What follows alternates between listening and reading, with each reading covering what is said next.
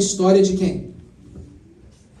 De Belsazar. Uma história de um único capítulo. Toda a história de Belsazar está em um capítulo. E não se falou mais nele. Nunca mais. Nem antes e nem depois. A história de Belsazar está escrito aqui nas Escrituras Sagradas para nos ensinar o perigo. Preste atenção no que eu vou dizer para vocês agora. A história de Belsazar está escrito na Bíblia para nos ensinar o risco que eu e você corremos quando nós sabemos o que é certo e não fazemos. A história de Belsazar está aqui para dizer para nós que Deus vai julgar o conhecimento que cada um de nós tivemos a respeito dele. Ninguém será indesculpável perante o Senhor no dia do juízo final. É para isso que essa história está aqui. Quem foi Belsazar? Belsazar, ele era filho do filho de Nabucodonosor. O nome do pai dele era Nabonido. Nabonido reinou por pouco tempo e morreu. E Belsazar era do seu pai o corregente. O pai era o maioral e ele ajudava no reinado, mas ele não tinha autoridade de rei.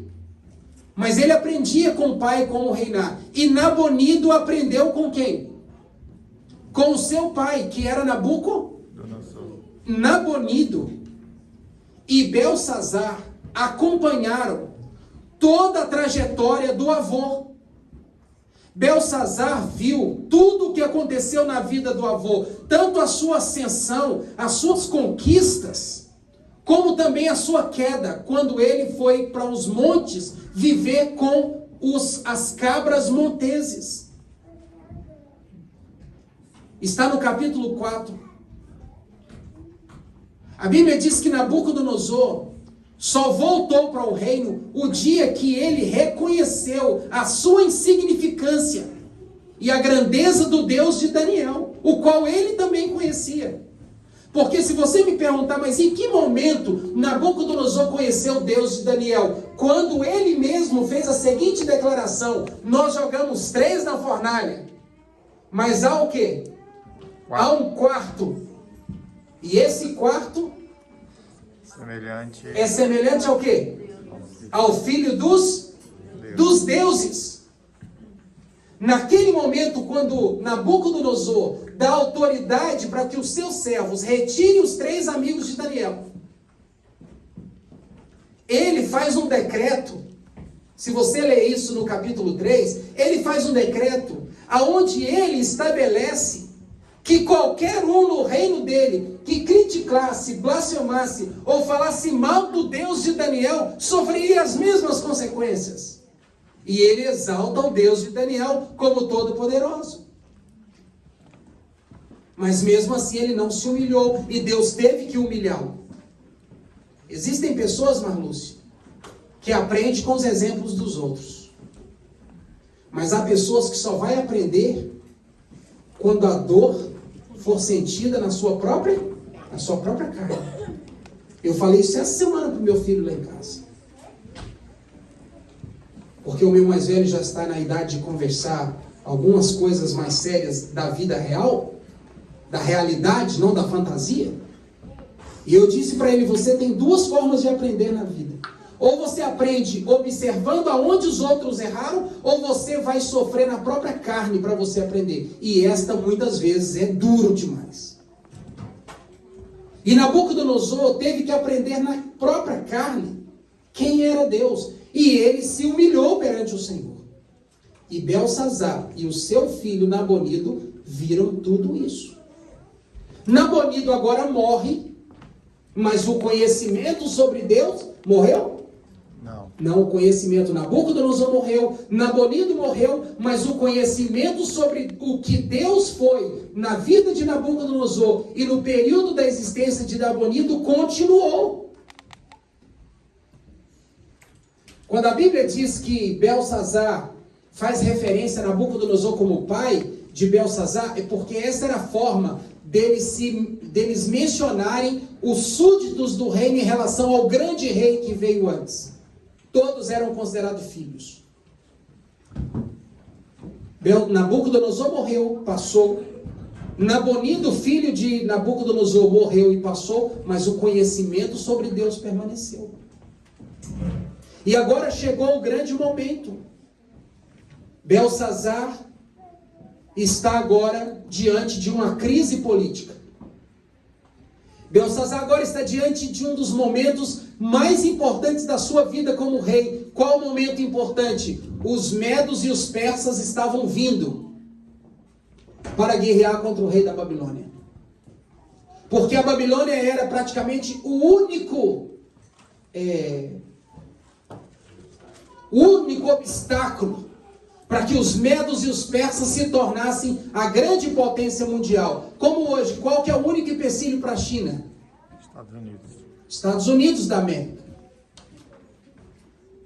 Os medos e os persas tiveram viver essa mesma realidade. Lá estava a grande Babilônia, a suntuosa Babilônia, a cidade dos grandes leões, dos guardiões dos portais, a cidade dos astrólogos, a cidade da magia negra, a cidade da astrologia. Tudo isso surgiu na Babilônia. E essa era a cidade.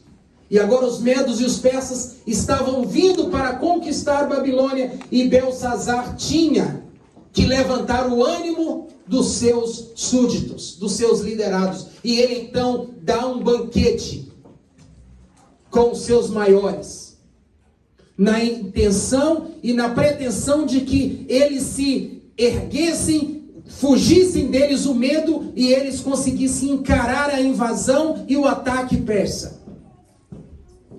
E a Bíblia diz que Nabucodonosor sabia, Belsazar sabia, de onde poderia vir o que para ele?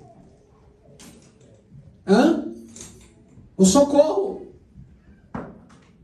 O seu avô tinha vivido essa experiência. Eles conheciam quem era Deus. Os deuses da Babilônia não eram nada perto do Deus de Daniel. Isso havia sido comprovado. Eles sabiam aonde estava a fonte do socorro. Eles sabiam aonde estava a fonte do poder, que eles poderiam se valer dele.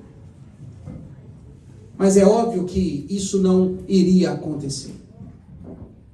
A Bíblia diz então que Belsazar manda chamar os seus maiorais e faz um carnaval. A Bíblia diz que não eram pouca gente. Eram quantos? 1000. Eram 1000. Só os maiorais. Só os maiorais. E você sabe que entre esses não haviam mulheres maiorais. Eram 1000 homens. Eu acredito que eram os representantes, João, de todas as companhias militares espalhadas pelas terras da Babilônia. E para piorar a coisa,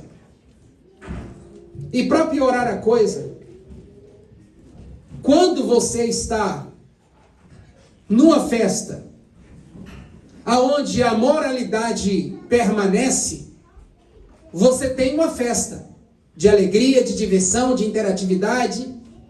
Mas quando você tem 1000 homens que não estão com as suas esposas, e o rei então, para agradar esses homens, mandam trazer mais 1000 mulheres, mais concubinas, se tornou uma orgia. E a Bíblia diz que Belsazar faz uma orgia no seu castelo, e no auge da sua ilucidez, porque o álcool tem essa capacidade de levar o homem e a mulher a perder o sentido das coisas. No auge da embriaguez, a Bíblia diz que Belsazar dá uma ordem louca. Uma ordem louca. Belsazar, Fagner, sabia que o seu avô, Nabucodonosor, tinha dado uma ordem para que esses utensílios nunca nunca fossem usados para nada, porque eles eram sim, e despojo de conquista, mas não de uma conquista qualquer, eram simbolismos religiosos de uma nação muito importante que era Judá. E em respeito ao Deus de Israel e a Daniel, nunca se deveria usar esses utensílios.